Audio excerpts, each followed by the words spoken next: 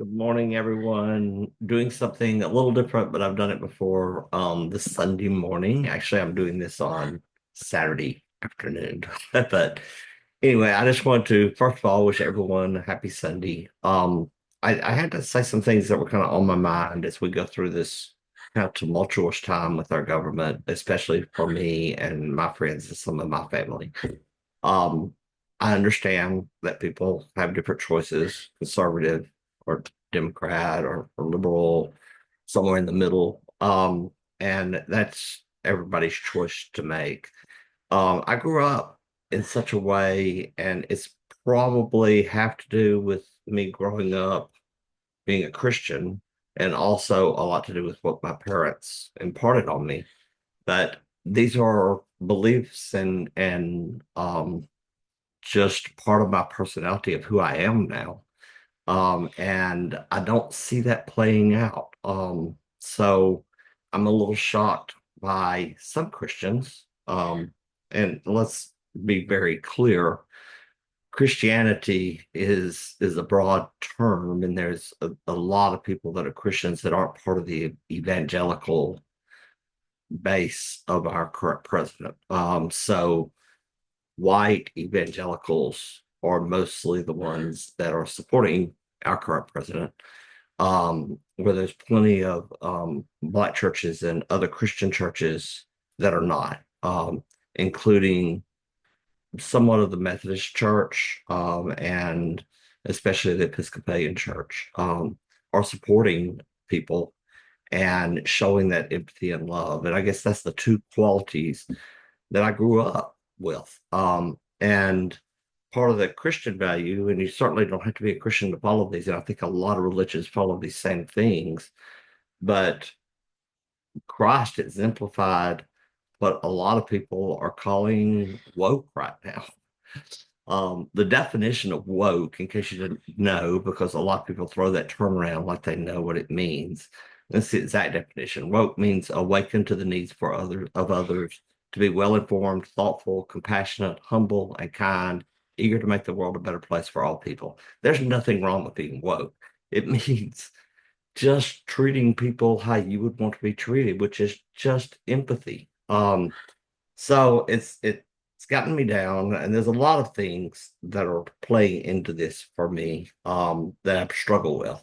One of the things I was taught is to love that neighbor.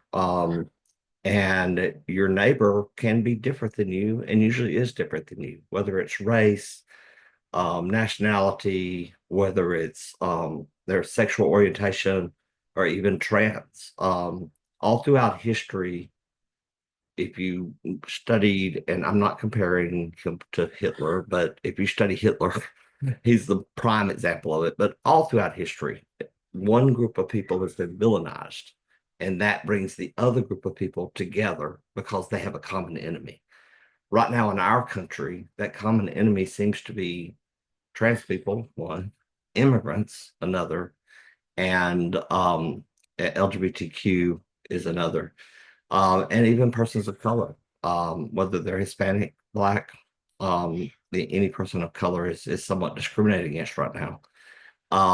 That's what is meant by diversity and inclusion.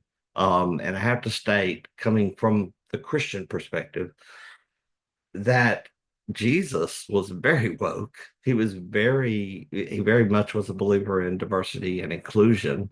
If you saw how he kicked people out of the temple and wanted to bring other people in, and the disabled people and people that did not belong, or they were on the societal fringes a lot of the times, and not in the mainstream, certainly not the majority.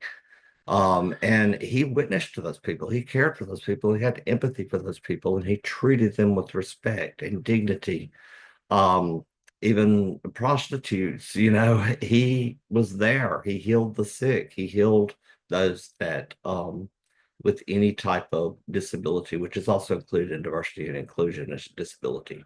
Um, so I guess I just want to get this off my mind. I mean, what happened? I mean, it's changed since I was a child of what Christianity means, but certainly morals and people that weren't even Christians that I grew up around had some of these same morals, and one of them was welcoming people from a foreign land.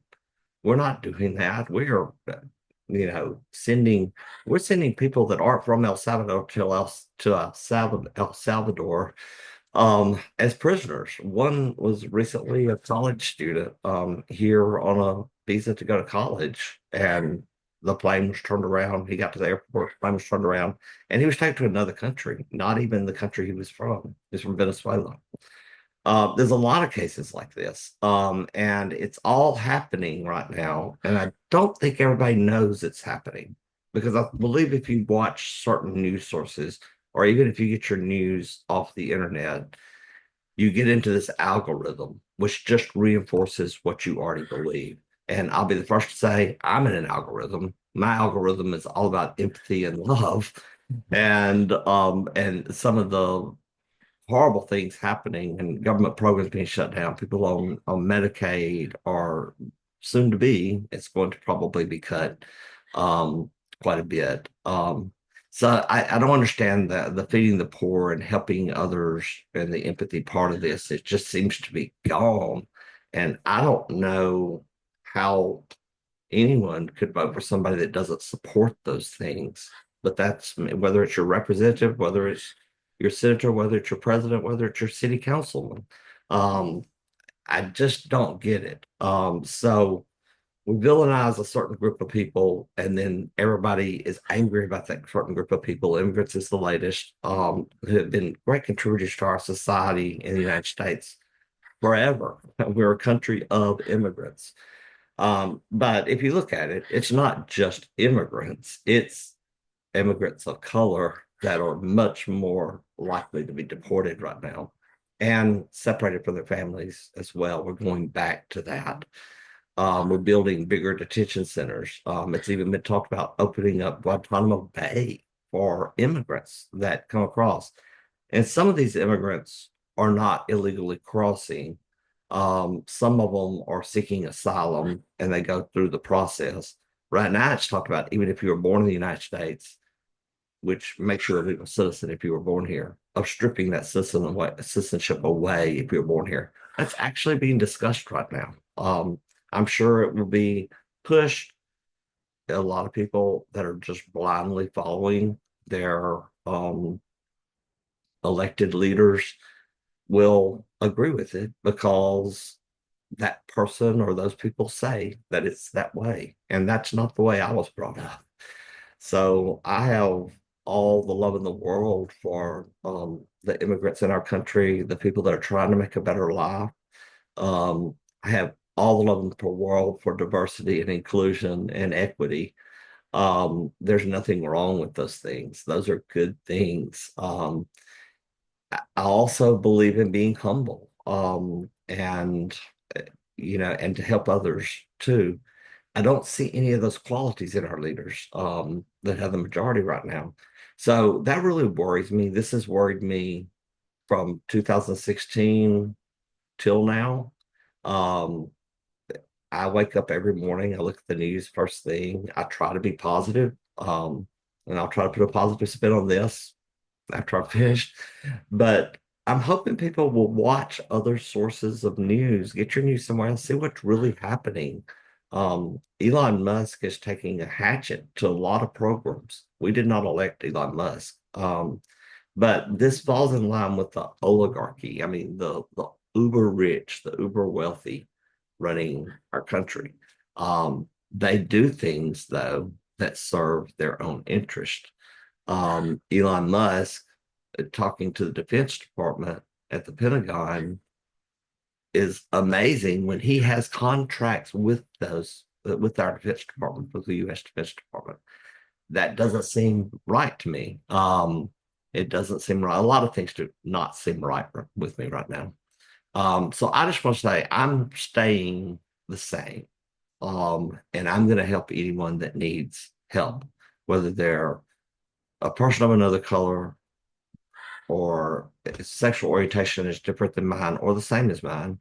And for especially trans people who are being villainized right now and immigrants that are being villainized right now. I may be repeating myself some in this, but I just don't get it. If you don't agree with this, that's fine. That's your prerogative. Just don't comment if you don't agree with it. If you do agree with this, put me a heart, put me a comment saying that you agree. I love that. Or you can even comment, I disagree, but don't go into it because I just social media turns into a mess with people arguing, and I never allow that on my page. So I don't want any of my friends that I love and care for to be offended by something somebody else states. That's why I don't like the negative comments on somebody that disagrees with me. Post it on your page, that's fine. Invite me to comment on your page, I'll comment. But if you're not inviting me to comment, I'll scroll right past it. So I may read it and then say, oh gosh, that sounds horrible. But then I'll scroll right past it. The last thing I want to state is about America being an isolationist country now. And that's where we're headed. Um, Acting against what NATO believes and acting even towards our neighbors like Canada and Mexico, tariffs on off, on off. By the way, tariffs are paid by us. It's passed on the consumer. It's not paid by that country. So just to be clear, and we're headed into a financial disaster if this continues. But one day they're there, one day they're not. So who knows? That's pretty much the way this goes, and it was the way it went the first time with our current president. Is every day was a surprise or some switch or there's a problem created and then they fix the problem and claim the victory for fixing a problem that was not there to begin with. It was created by that person or those people. Um, the difference in this presidency this time with our current president is last time there were a lot of things that stopped him from going too far. This time those things are not in place. His cabinet is made up of people that helped write and endorse Project 2025. And I've talked about Project 2025 before. And if you don't know it, please look at it, at least read some bullet points about it. It's a long document, but it's a plan to basically make our country white male, straight male dominated.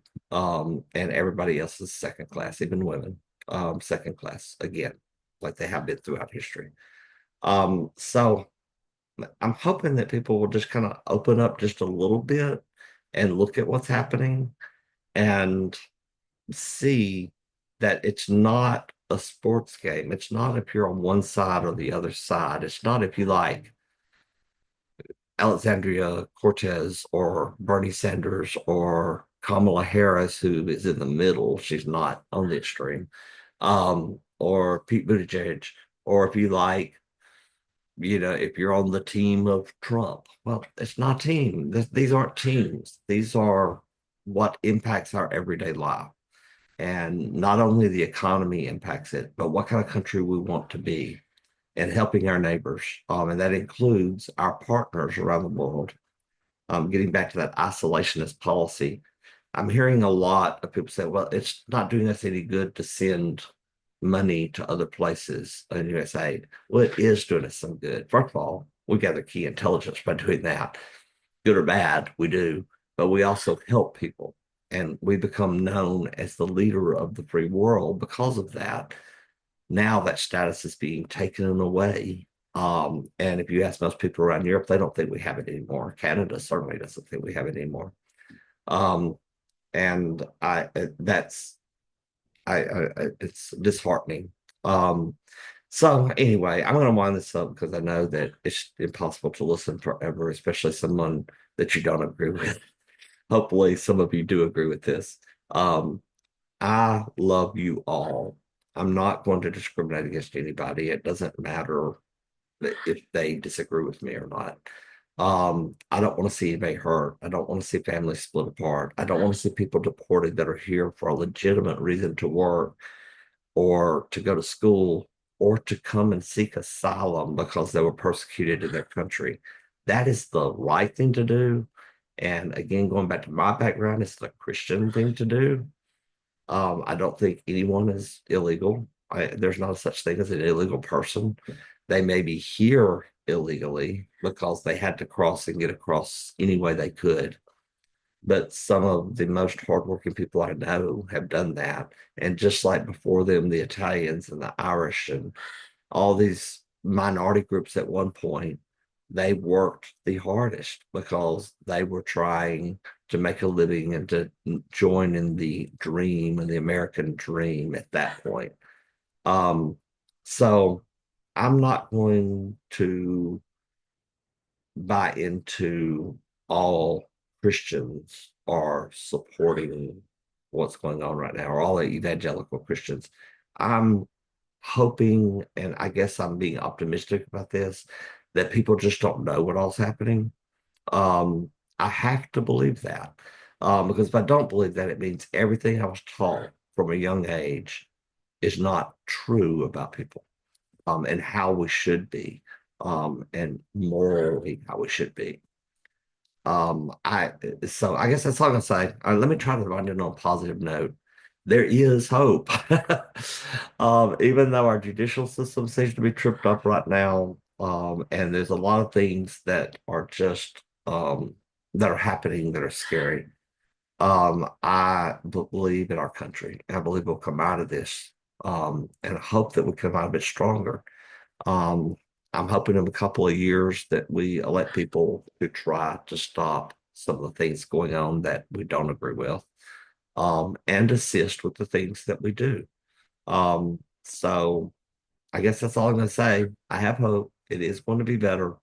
If you're feeling down and if you've lost your job because DEI is going away, by the way, the Pentagon has now taken down any mention of the Holocaust. They've taken down any mention of anything to do with LGBTQ rights, and they're taking away a lot of other things that they consider diversity. Um, I want a diversified country. I want diversity in my neighbors. I want to be around people that are not exactly like me, because that's how you become knowledgeable. That's how you build your empathy. So anyway, I know I said a lot about Christians, only because I think a lot of these things are what Christ did. It showed us by example of how to behave toward others. So I use that a lot because that's my background. But I know a lot of people, as I've stated, that are not Christian that follow those same moral boundaries. And people that are other religions or people that are atheists, still a lot of them follow those same tenets. So if you're feeling down, the best thing I could recommend is try to be as positive as you can to people that are suffering right now. Try to help them in any way you can. Um, I That's it. Just spread some love, okay? I love you all. I really do. And I hope you didn't take offense to this. But if you did, well, I'm sorry. But that's the way I feel. So I'm hoping that some of you will start looking at some outside sources, before you just blindly follow anybody, whether it's Democrat, Republican, conservative, or whatever this party is now that Trump is. It's not conservative. That's Liz Cheney. She's conservative. That's not Trump. So Trump is something different. Um, and I could get into Ukraine and the taking of even us taking some mineral rights that he's going to agree to just to get some support. And how buddy Trump is with Putin. And I can say the same thing about Israel and Gaza Strip. I feel for both. Israel is now the aggressor, though, and we have to come to terms with that the people of Gaza are suffering. The people of Israel have suffered. So my heart goes out to both. Um, and my heart goes out to those people in Ukraine. And I will always stand by trying to defend Ukraine because the moment we stop doing that is the moment that it turns into just like what Germany did. It's land grabbing and it's dehumanizing a population and it's spreading. And I don't want Russia to have that power, because that's the power that Germany had back then. A lot of countries have done that. Uh, I want to be a part of the world. So anyway, that's it. I love you. I'm sorry. I'm really gonna go this time. I love you all so much, and I hope you have a wonderful Sunday and spread some of that love around. Thanks, everyone.